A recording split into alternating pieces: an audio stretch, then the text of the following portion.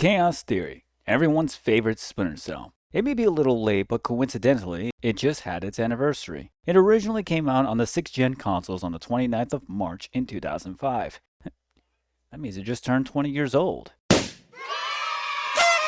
Oh, hey, what do you know? It's not like this was intentionally planned to get this video released on the month of its anniversary.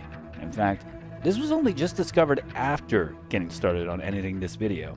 You know, back in my first Splinter Cell video, you heard me mention that the series doesn't get brought up as much as it deserves. And generally, that was the whole point of making these videos. It's unfortunate how our current generation knows Ubisoft as a sloppy company now, but that was never the case when it came to the 6th generation consoles. You can ask anybody that played Chaos Theory back in that day. This was Ubisoft's prime in the 6th generation consoles. Their best project in that era.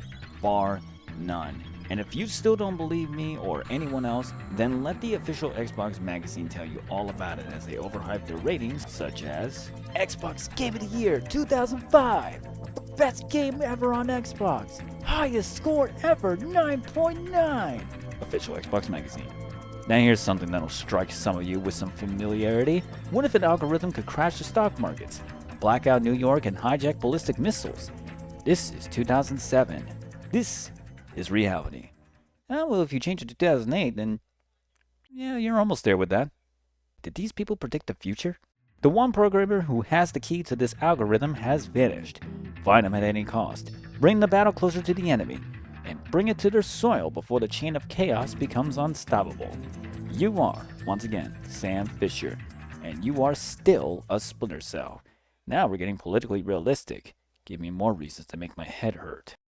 As you expect from a game that has Xbox Live, you get online multiplayer, system link included, content to download like extra levels, chat with your friends, and keep track of your scoreboards if anybody actually cares about such a thing.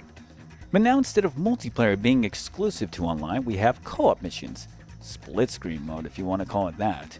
Probably one of the best parts of this game, playing these missions with a buddy, and we'll get into that later. We've got the Platinum Hits version this time, and by the way, there are some people that just hate the different look on these cases. Well, you hear more complaints about the PlayStation cases because of their greatest hits labels. The first gen was green, and then the second and so forth were red. That probably has to do with the spinel since the logos gave out a different look. Now, although the original green Xbox cases are more favorably preferred, the Platinum Hits versions never struck me in a negative way. In fact, they're just as cool as the green ones. So these Platinum Hits are always welcomed in my collection. That is until the 360 came along. You know, some of them have those silver cases, but a lot of other ones had those box arts. Those are the worst ones. So, how does the manual look? Well, once again, we're hit with another black and white booklet. Typical. But it's a booklet, so there's more pages to look through this time. Solo play has about 20 pages of info, and multiplayer has about 30. They break multiplayer into sections where it separately talks about co-op missions, versus, and online spies versus mercenaries. The main trio like Sam, Lambert, and Grimstarter make the return. Douglas from Pandora Tomorrow also makes his return. But Cohen is non-existent. She was silently replaced behind the scenes with a new field runner named William Redding. He's a science nerd in the Department of Weapons and Vehicles, but unlike Cohen, who would sometimes walk out with you before your mission, this man just drops you off and says, sayonara. Oh, and don't forget to do my side mission. Yeah, we'll get into that later. There's much more love put into this booklet than, say, Pandora Tomorrow, even if it's black and white. Still, details, details, details. And pictures too. Although we still are missing those hints and tips from the first booklet, which goes without saying the first Splinter Cell still has the best manual. It had everything you needed and in color. If you were wondering about the story, don't get your hopes up. No, seriously. Chaos Theory's story was pretty complicated to follow. They just dumped so much stuff on you in cutscenes and in between that with those briefings that if we went through everything, this video will be long overdue. So screw all that. We're putting a pin on it so that we can talk about the gameplay. But before we do, there's something that needs to be mentioned. Maybe you already knew before then or you just now picked up on it. But either way, the obvious change is clear as day. That's not a pun because it's nighttime. But in all seriousness, look at this.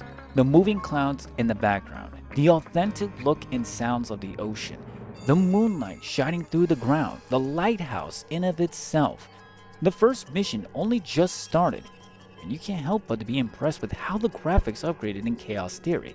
Now this may be a laughing matter now, but hear me out. The first two Splinter Cell games were developed under Unreal Engine 2, which kickstarted for more things to come graphically and fundamentally. Meaning, with Chaos Theory developed under Unreal Engine 2.5, things look and feel relatively the same, but better. Sam now has more animation while sneaking, and if you stop halfway walking, he does this freeze pose. It's pretty cool, almost makes you feel like you're the Pink Panther.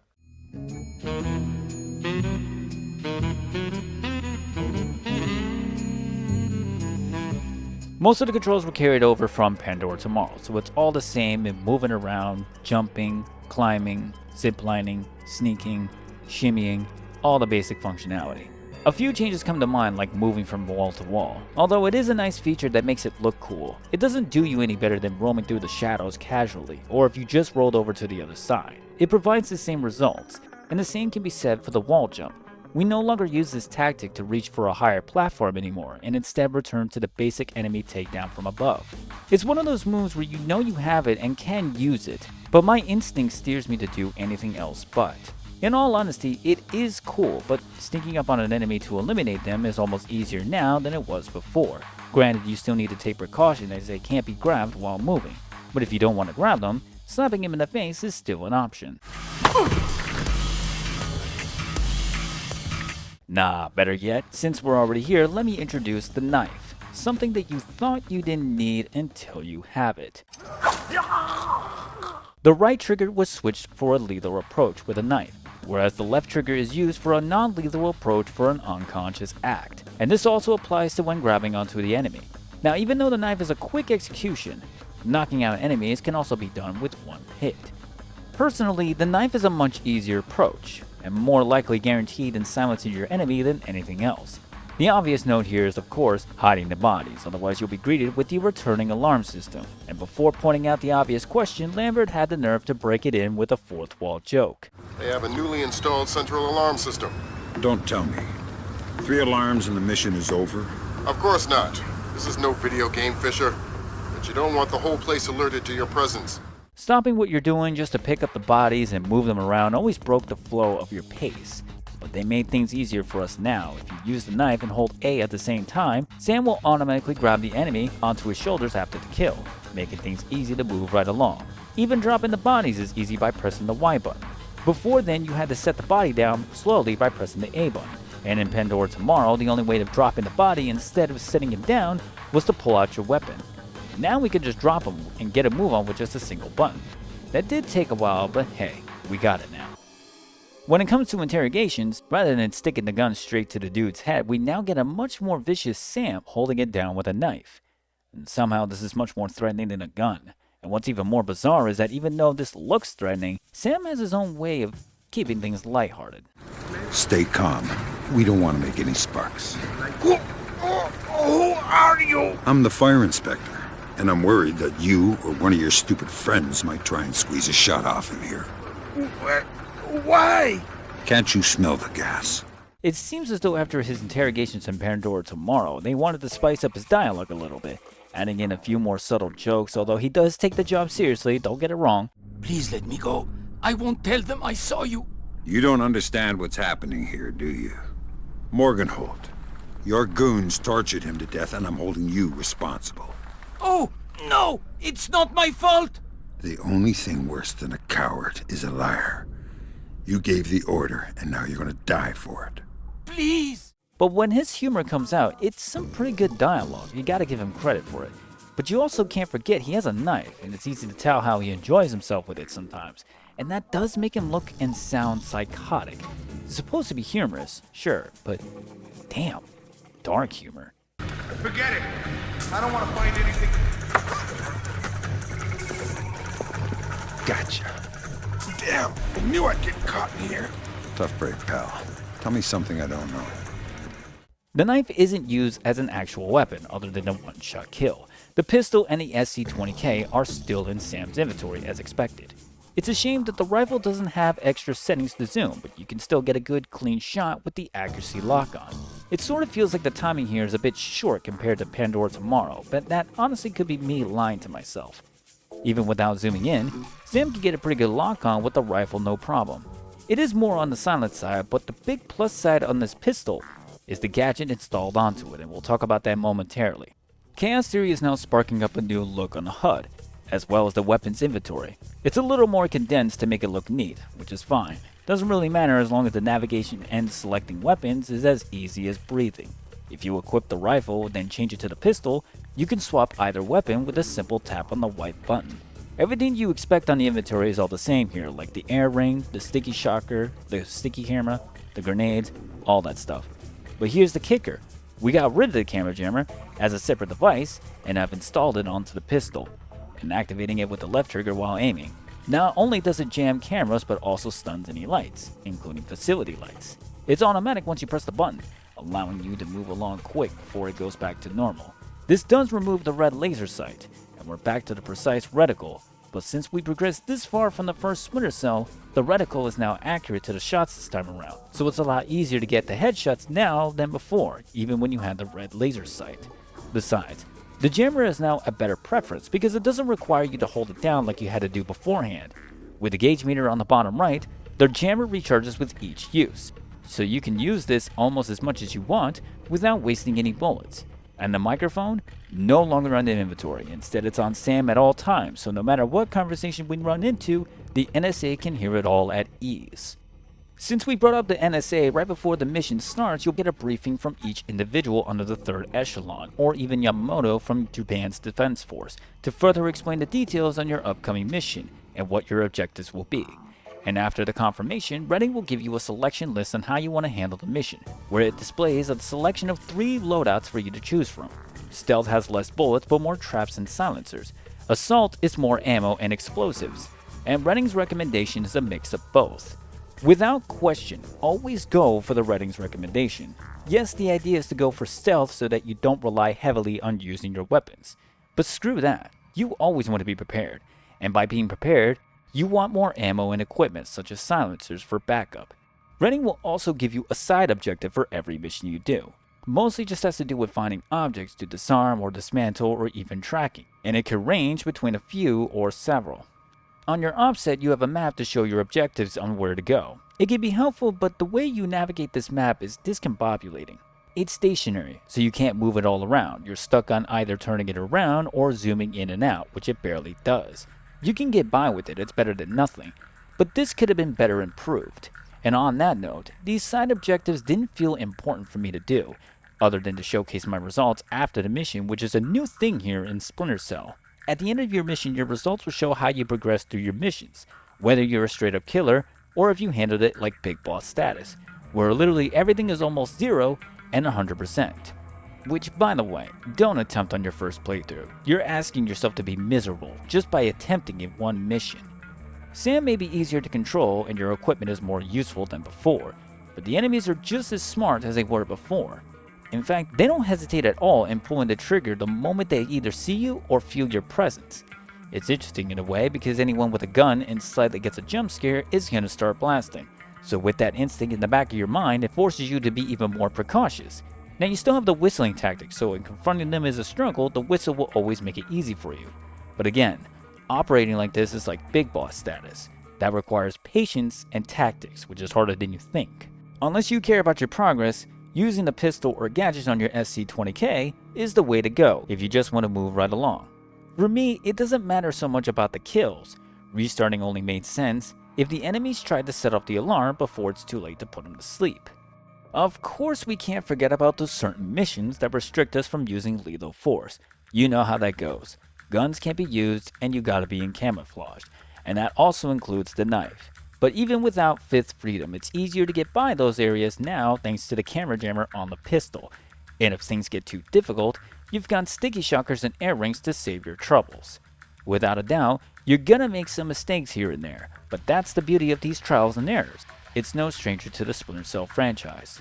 Well, it's all good until you've realized how far you progressed, only to get yourself killed at the worst time and travel all the way back to your last checkpoint. Depending on the scenario, Splinter Cell definitely had some of the worst checkpoints. Up until now, Chaos Theory finally brings in what would be considered as a saving grace. Saving your game from the pause menu at any time. Jesus, Mary, and Joseph, you have no idea how much of a blessing this is. So long as you don't stupidly forget to save which will happen, trust me, you'll no longer have to deal with long segments that overstay their welcome where you couldn't save your game when it felt crucial. During talk scenes, during gameplay, doesn't matter when or how, if you're able to pause, you can save right there and load at that exact point at any time. One of the greatest additions next to the knife. But be aware, there is no autosave, so you have to keep track of your progress and save manually. Oh, and ragdoll physics. Guess we should bring that up. One thing that comes to mind is another new addition on the door selection. Bash door. You want to make noise to lure in the enemy? Just slam the door like this.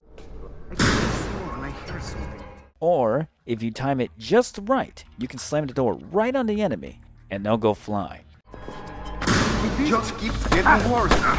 It's a very humorous way of dealing with your enemies so subtly, but it's one of my favorite things to do. Speaking of doors, after 2 games, grabbing a code for a door or lockpicking shouldn't be anything new to you. At this point, just consider it as a tradition. However, we have a new hacking system we'll use every once in a while, depending on the door or retinal scanner. Now this looks confusing at first, but once you do this twice or maybe 3 times, you'll be a pro hacker just like Sam here. Now here's how this works. You've got a list of numbers shown here, but don't pay attention to that just yet. It's this here on the bottom right you want to look after. These numbers are going to change with the time limit running. When the number glows, you need to highlight that number out of the 4 by pressing the X button, assuming you're playing on Xbox. This is where the big list starts to shorten, and with each number that glows, you highlight it again and that will shorten the list even more, where the code will then become obvious. The numbers change fast, but that's why there are 4 numbers to highlight instead of 1, so you'll always get a chance to get your code. It feels like the whole process is all happening too fast, but don't let the adrenaline fool you into thinking that's the case. Once you get used to it, you'll start to get a kick out of this hacking game, so much so that all you need is to highlight 1 or maybe 2 numbers and you'll quickly pick up on it. One of my favorite things in this game has to be the guards. Before you go judging, let me make it clear. We're just talking about the guards' reactions in general. For instance, they hear something from next door and so they'll just walk up to the door and break in. Is there someone out there?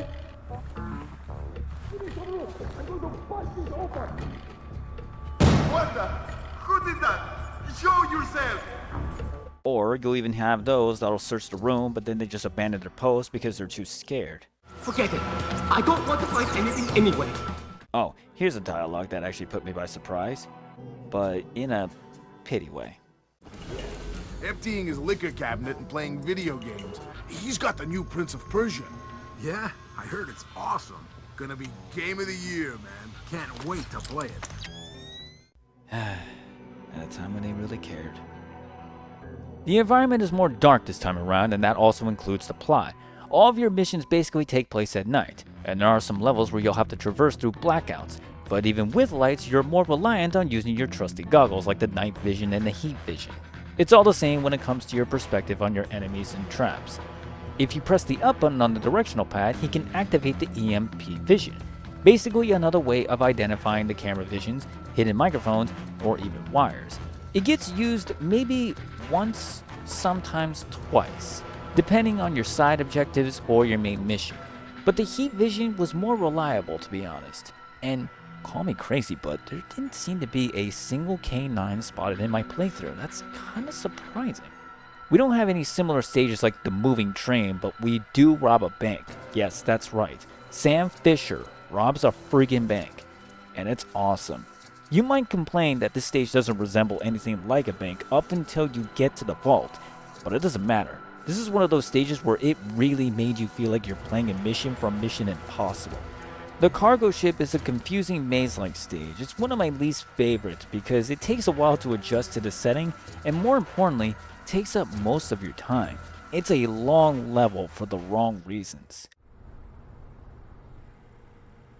Whoa. That was weird. Yeah, I've heard of this. It's called an electrochromic window. A small electric charge can change the opacity of microscopic crystals embedded in the glass. Cool. Alright everyone, let me be honest with you here. Trying to put the script together and get the story straight in order was no easy task. It almost felt like work, giving me a headache trying to figure this whole thing out. And at the end of the day, my final decision was just to scrap it. It's not worth the trouble to bore you with story details that might not even be 100% accurate. My apologies to you all. But that's not to say we'll avoid the story altogether, so here's the gist, at least from my perspective. Japan made a self-defense force that pissed off China and North Korea, and so they blockaded their shipping. Douglas, owner of Dispatch, who worked with the Third Echelon, turns against you, working with the enemy to black out the streets of New York and send out mass colonels, the same colonels from the first game. Japan was shifting the blame onto North Korea, thinking that they were the enemy that caused the blackouts, and while trying to find the answers, you gotta take down the men from Dispatch, including Douglas. If you remember that jungle mission where Sam was saved by Douglas's men, you know those guys don't mess around. Night vision goggles and gun bullets that are so strong, so fast, it makes Call of Duty look like it's rated E for everyone. They do not mess around. Those guys at Dispatch mean business. Gotta give it to Douglas. He knew how to train his men. It does suck that he becomes the enemy when he was actually cool in Pandora Tomorrow, but there's no denying that this scene is badass. Just two men having an interaction while holding their guns pointing at each other. And you could theoretically deny killing him, but Douglas doesn't give you a choice. He basically asks for it.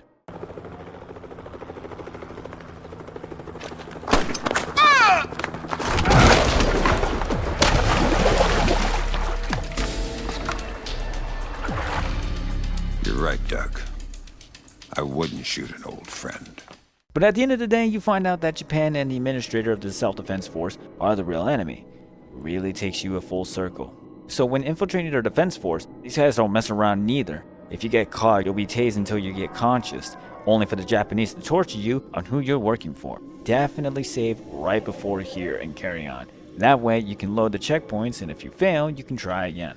Almost forgot to mention about those moving turrets in the streets of New York. These things will kill you fast if you don't react on using the camera jammer or just moving out of the way. It's actually a part of your side objectives from running, and yeah, it may be a side activity you could neglect, but that thing will force you to go turn that thing off, like, get off my back.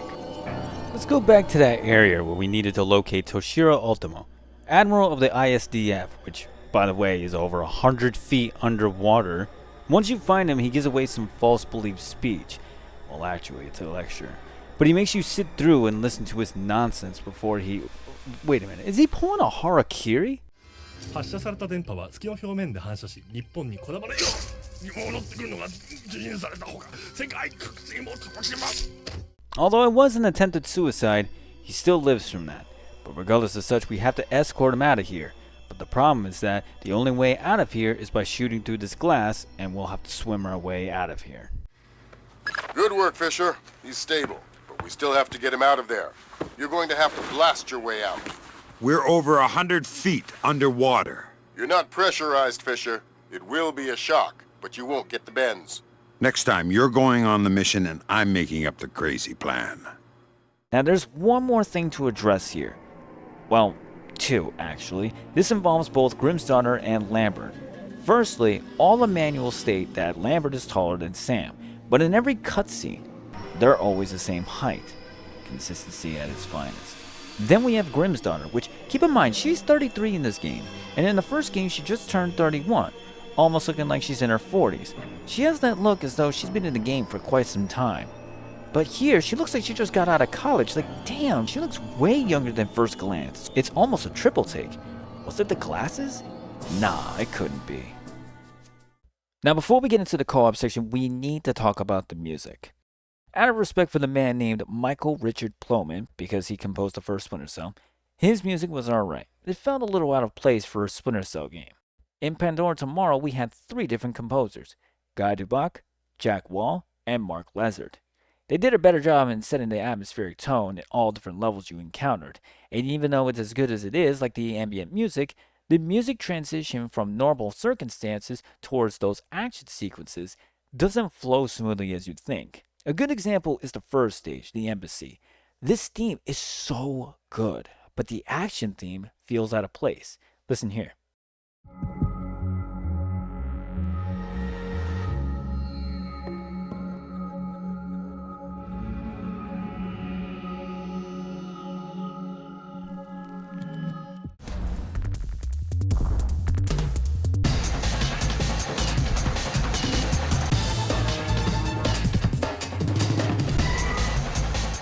Now we enter Chaos Theory's composers, Eamon Tobin and Jesper Kidd.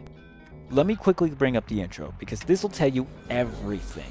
Ubisoft used this intro to show the players how Splinter Cell developed over the years on its third installment. We're not just talking about the upgraded graphics, character models, the visual effects and lighting.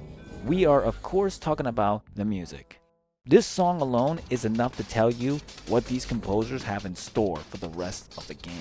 It starts slow, the atmospheric tone feels like a spy mission, but it's also eerie. Then the tensions will slowly start to build the closer you get into action, making the music also build up a little more, and when stakes become high, the music ramps up as soon as you get into battle. What they did here with this intro is absolutely brilliant. It pretty much showcases everything you need to see to get hyped for your new game. But regardless, they really did it with the music. When you hear this is exactly what you think when playing Splinter Cell. The first game is barely rememberable, but after going back to listen, it's alright. Nothing to get excited about other than the intro theme. Pandora Tomorrow was almost there, just not quite because of their action theme didn't sync right with the ambience, at least some of its tracks, not all of them. Chaos Theory, on the other hand, they found their match. Not only is it nearly perfect, but it's memorable. This song right here, this is the one. Listen here.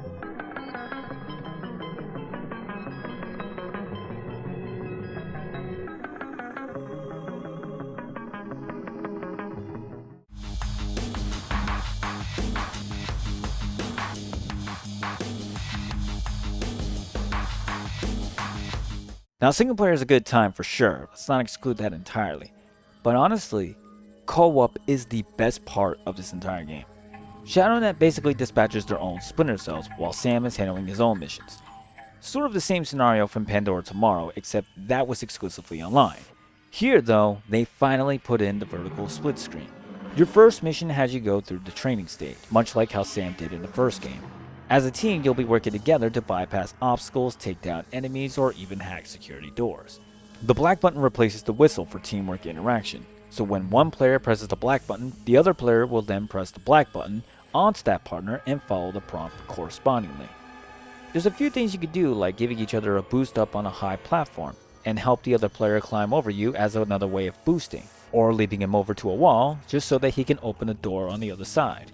Here you can overthrow your partner to leap over these lasers, and as he reaches across the other side, he'll deactivate the switch to have the other player come follow. You can even take down the enemy this way. Sneaking in the dark away from the enemies and cameras is just as easy since both players are equipped with the same pistol with the camera jammer installed. So one can do the camera, the other can take the lights out, vice versa, or both ways. Sometimes a door will require both players to hack onto the scanner in order to unlock it, and other times, one player will stand on the other player's shoulders to cut wires off the surveillance cameras that are immune to both bullets and the camera jammer. But another way of dealing with that is to shoot all the lights out, and the camera won't read you anymore. You'll even work together with a grappling rope, where one player is holding it for support, and the other player drops down to hang. It could also work the other way by dropping the rope long distance to the ground, and that player will climb up to meet up with the player. What's cool is that there are moments where the players will temporarily separate. The game doesn't restrict you from being further apart from each other, although it isn't ideal because not only will you have to meet up again, but also co-op interactions prevent solo players from progressing without your partner. So either way, the two of you have to work together as a team to get through those stages. And as you expect, much like Sam's missions, you will do things like go into personal computers and acquiring a code for a locked door, disabling surveillance cameras, or even collecting archives. Encountering doors to either lockpick or hack depending on the security lock. Sneaking up on enemies for interrogations or to take them down. You're even equipped with a knife, and you probably already heard me mention this before, but yes, you can save at any time just like single player. Genius. There's about 5 missions to go through in co-op, and if you thought that's short, no, not at all. In fact, these missions are quite extensive, and that's not even mentioning the 2 extra levels from the DLC, and those 2 levels are the longest ones. 5 missions may seem like it's short, but genuinely, they feel about as authentic as single-player missions. You'll definitely spend some time going through obstacles and bypassing guards. They'll get you to do quite a few things, and sometimes backtracking. You really shouldn't expect anything less after playing 3 Splinter Cell games. Although the same can't be said if you're playing with someone that hasn't got the slightest knowledge in stealth games.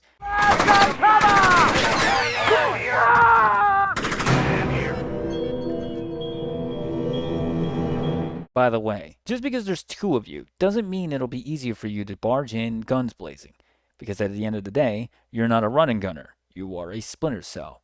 It doesn't matter what difficulty you choose, these levels are going to test you on your stealth skills, where one room is filled with 2 or 3 guards you have to deal with, and when passing through the next room, you're hit with a hidden camera, unbeknownst.